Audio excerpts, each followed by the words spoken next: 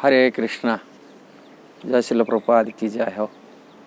आज हम आप लोगों के सामने एक चर्चा करने वाले, हम लोग गंदी आदत से कैसे बचे,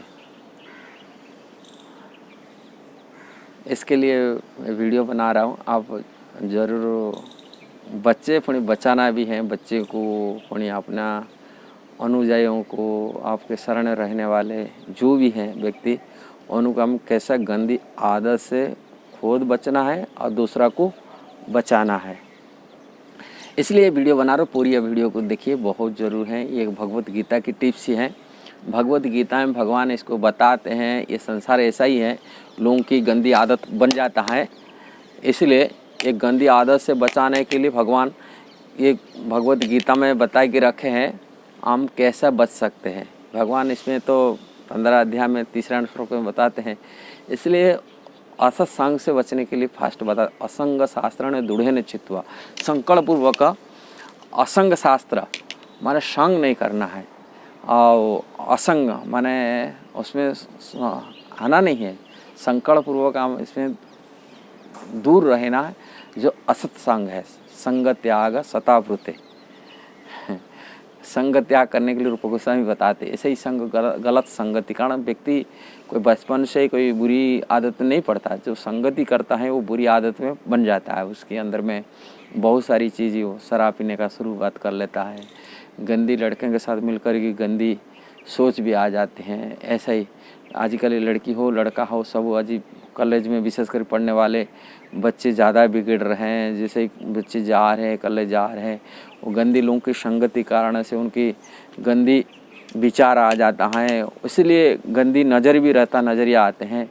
इसलिए बच्चों को बचाने के लिए यही है, संगति ऊपर हमेशा उनको गुरुत्व देना चाहिए। उनकी निर्भर करता है, उनकी संगति ऊपर उनकी अपनी जीवन भविष्य है। इसीलिए ये बहुत ज़रूर है।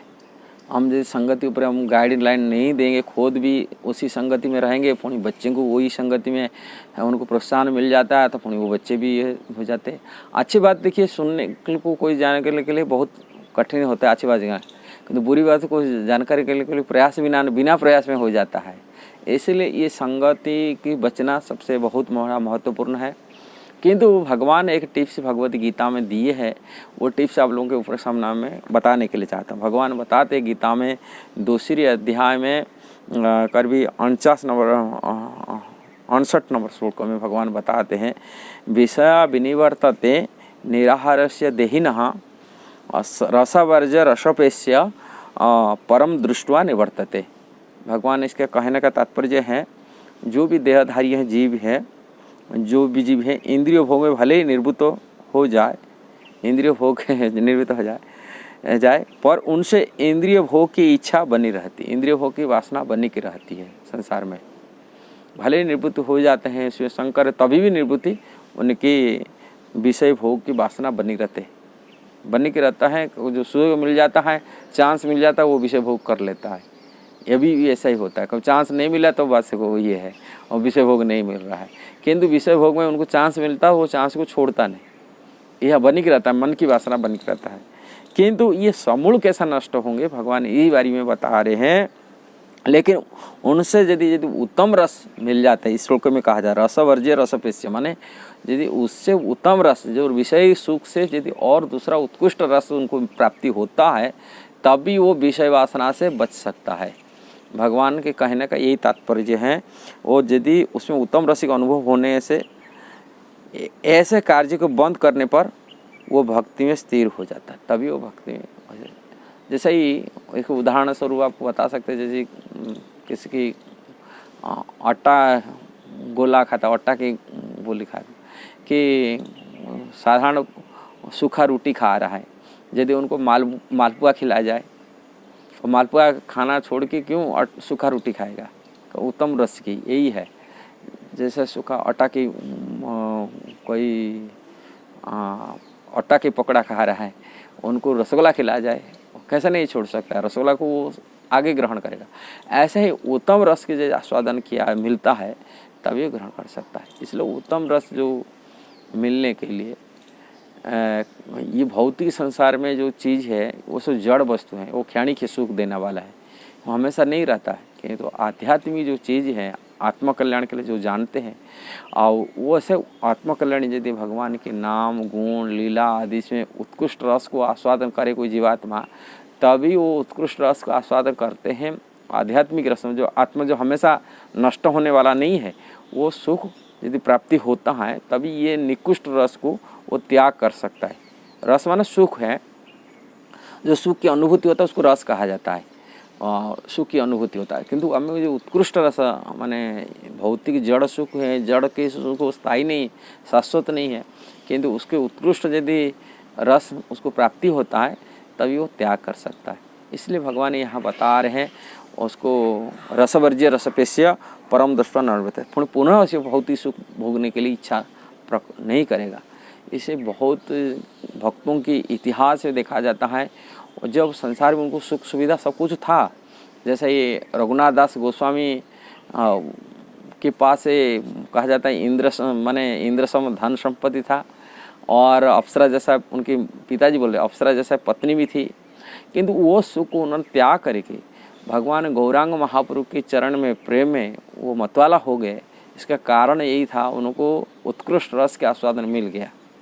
जो भगवान की भक्ति का रस उसको प्राप्ति होता है, पुणी घर संसार की पारिवारिक जो सुख को उन्होंने त्याग आराम से, बार बार घर वाले रुकने के लिए चाह रहे थे, उनको सुख सुविधा देते थे, किंतु उनके पिताजी उनके माताजी बोलते इसको बांध देना चाहिए, इसको बांध के रखना चाहिए। वो पिताजी बोले कैसा बांध के रख सकते। देखिए जिनको इतना सारी धन संपत्ति की कोई कमी नहीं, जो धन संपत्ति उनको बांध नहीं पा रहे संसार में, और इतना सुंदर अप्सरा जैसा उनकी पत्नी, उनको शादियाँ में भी विवाह करा दिए, इतना सुंदर पत्नी मिल गए, इसकी पत्नी भी उनको बांध नहीं पा रहा है, पुण्य हमको कैसा है। कहीं भगवान चैतन्य महाप्रभु की कृपा जिसके मिल गया, चैतन्य चंद्र दया जिसकी हो गया, ये संसार में क्या है, ऐसे भगवान की दया, भगवान की सुख यदि भगवत सुख यदि आध्यात्मिक सुख आत्मा सुख यदि मिल जाता है, आत्मा वहाँ भागता है, ये संसारिक भोग प्रवृत्ति नहीं भागता है। इसलिए आत्मा के सुख हमको नहीं मिल पा रहा है, इसीलिए हम भौतिक सुख के लिए, भौतिक शरीर के लिए, उसके सुख भौतिक इंद्रिय सुख के लिए हम ज़्यादा प्रभावित होते हैं। इसलिए आत्म सुख प्राप्ति यदि हो जाए तभी ये सुख से निवृत्ति हो सकता है। इसलिए बच्चे को तो गाइड तो देना चाहिए, उनको जीवन के अच्छे जीवन शैली बन सकता है। क्या भौतिक संसार में जो भी सुख मिलता है कोई तपस्या द्वारा प्राप्ति होता है, वह भौतिक सुख भोग भी यदि मिलता है, ऐसा ही इंद्रिय तृप्ति में उनको सुख नहीं मिलता है। इंद्रिय सुख यदि भौतिक सुख भोग है वो भी तपस्या करना पड़ता है, कठिन तपस्या करने से उनको कोई सुख वास्तविक सुख मिलता है। ठीक है। और कलयुग में वास्तविक यदि आनंद की प्राप्ति करने के लिए चाहते हैं और जीवन में वास्तविक आत्म सुख प्राप्ति करने के लिए चाहते हैं, और कलयुग में भगवान के नाम ही सबसे बड़ा महत्वपूर्ण यही साधन है। शुरू में नाम में आनंद नहीं आता है। रूप गोस्वामी बोलते हैं जैसा ही किसको पीलिया रोग हो, माने जंडिस होने से उनको मिश्री भी मध्य कड़वा लगता है, किंतु इलाज वही मिश्री है। मिश्री खाते, मिश्री पानी पीते रहते हैं, उसको धीरे धीरे उसको पीत रोग खत्म होता है और मिश्री में मीठापना आ जाता है। किंतु बीमारी व्यक्ति, रोगग्रस्त व्यक्ति कभी मीठा और मिश्री मीठा कभी नहीं लगेगा, कारण कड़वा लगेगा। ऐसे हरिनाम में भौतिक भोग में भौतिक संसार लिप्त व्यक्ति को हरिनाम कभी सुख नहीं मिलता है, उसको आनंद नहीं मिलेगा। कहाँ उसको भौतिक रोग लगा हुआ, विषय भोग, विषय रोग, इसलिए उनको आनंद लेगा। किंतु वही हरिनाम के माध्यम से जब करते करते करते सुन की शुद्धिकरण हो जाता है, पवित्र हो जाता है, चेतना पवित्र हो जाता है, हरिनाम लेते लेते नाम प्रति उनकी निष्ठा हो जाता है, रुचि बढ़ जाता है, पुण्य आसक्त हो जाता है, उसमें आनंद की अनुभूति होता है हरिनाम में।